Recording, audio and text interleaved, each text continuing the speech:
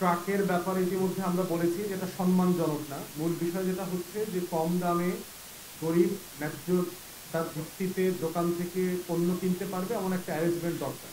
এবং সেটার জন্য আমরা এর আগে এই প্ল্যাটফর্ম থেকে বারবার বলেছি রাষ্ট্রকে, সরকারকে, যে আপনারা টিসিবির দোকান করে দেন প্রত্যেক পাড়ায় মহল্লায়। আপনাদের যাদের মুরব্বী আছেন, সরকারি চাকরি করতেন, আপনারা জানবেন রেশনের দোকান ছিল। যদি ছোটবেলায় কারো কথা মনে থাকে সরকারি কর্মকর্তা কর্মচারীদের পরিবারের সন্তান হয়ে থাকেন, আপনারা জানবেন ছোটবেলায় ওই যে রেশনের কার্ড নিয়ে ওই দোকান থেকে আপনারা ওই চাল, ডাল, আটা, ময়দা, তেল এগুলো সব নিয়ে আসা যেত। ওইটা তো সম্মানজনক ছিল। কিন্তু আমাদের কেন টিসিবির দোকান হবে না পাড়ায় মহল্লায়? অতএব ট্রাক বাতিল করে দিয়ে আপনারা অবিলম্বে এটা দোকানের মডেলে যান। যারা টিসিবি পণ্য পাওয়ার যোগ্য এই নাগরিকদেরকে আপনারা স্মার্ট কার্ড দেন। কোনো ক্যাশ ট্রানজ্যাকশন হবে না, টাকা কার্ডে যাবে, ওই কার্ড থেকেই টিসিবির দোকান থেকে পণ্য কেনা যাবে, কোনো ক্যাশ লেনদেন হবে না।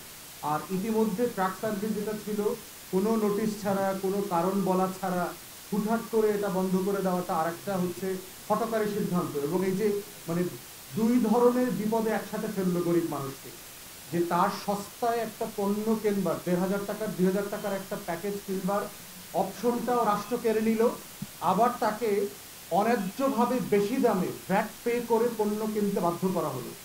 তাহলে গরিব মানুষকে সে দুই পাশ থেকে গলা চাপা দিচ্ছে। এইটা তো গণ অভ্যুত্থানের স্পিরিট হতে পারে না। এই জন্য আমরা উপদেষ্টা মণ্ডলীকে বারবার বলছি যে সমর্থন এবং সমালোচনার মধ্য দিয়ে আপনারা আপনাদেরকে আমরা যেভাবে সাহায্য করছি, এইখানে আমাদেরকে বাধ্য করবেন না আপনাদের বিরুদ্ধে রাস্তা আন্দোলনে যেতে। কারণ দিন শেষে জনগণের লড়াই হচ্ছে আমার ওয়াদা, আমার প্লেজ। আমি কোনো সরকার, আমি কোনো উপদেষ্টার প্রতি আমার কোনো বিন্দু পরিমাণ কমিটমেন্ট নাই। একটা রাজনৈতিক নেতাকর্মী হিসেবে দল আকারে আমাদের কমিটমেন্ট হচ্ছে দেশের মানুষের কাছে, গরিব মানুষের কাছে। মানুষের ন্যায্যতার লড়াই হচ্ছে আমার লড়াই। আমি তাদের জন্যই কথা বলি, আমরা তাদের জন্যই লড়াই করি। অতএব উপদেষ্টা মণ্ডলীকে বলছি, খুব সিরিয়াসলি আপনাদের সিদ্ধান্তগুলো রিভাইজ করেন। ভুল সিদ্ধান্ত, বাড়াবাড়ি এবং বাকাওয়াজ, আপনারা সমাজ বিচ্ছিন্ন যে সকল সিদ্ধান্ত নিচ্ছেন সেগুলো থেকে বেরোয় আসেন। চালের দাম নিয়ন্ত্রণ করতে পারছেন না, তো রোডম্যাপ তৈরি করতে হবে। চালের দাম নিয়ন্ত্রণ হচ্ছে না, এটার তো একটা বড় বাস্তবতা হইল যে এই সরকার আসার পরে 6টা হিস্টোরিক বড় বড় বন্যা হয়েছে, যেই বন্যাগুলো সাধারণত আমাদের অঞ্চলে হতো না। আপনারা দেখেছেন কুমিল্লা অঞ্চলে, যে ব্রাহ্মণবাড়ি অঞ্চলে যে বন্যা হয়েছে, নোয়াখালী, লক্ষ্মীপুর, ফেনীতে, আমাদের ৩০-৪০ বছর এই ধরনের বন্যা হয় নাই। মোমিনশাহী, শেরপুর, নেত্রকোনায় যে বন্যা হয়েছে, ৩০-৪০ বছর এই ধরনের। উপদেষ্টার জায়গা থেকে আপনাদের দায়িত্ব হচ্ছে বিকল্প, অল্টারনেটটা বলা, যে এইটা আমার সংকট, আমি এটা এইভাবে মেক আপ করবার চেষ্টা করছি।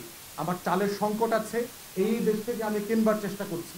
আমার প্রোডাকশনে ঘাটতি আছে, এইভাবে কৃষি মন্ত্রণালয়ের মাধ্যমে, কৃষকদের মাধ্যমে আমি প্রোডাকশন বৃদ্ধি করছি।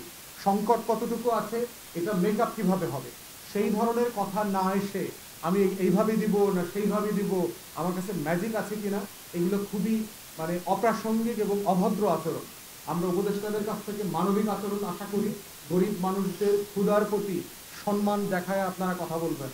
আপনি কোনোদিন অভাবী ছিলেন না বলে অভাবগ্রস্ত মানুষকে নিয়ে খেলবার কোনো এখতিয়ার আপনাদের অন্তর্বর্তীকালীন সরকারের কোনো ধনী উপদেষ্টাকে আমরা দেই নাই। অতএব আমাদের দাবি খুব পরিষ্কার, সংকটগুলোকে অংশীজনদের সাথে পরামর্শ করেন।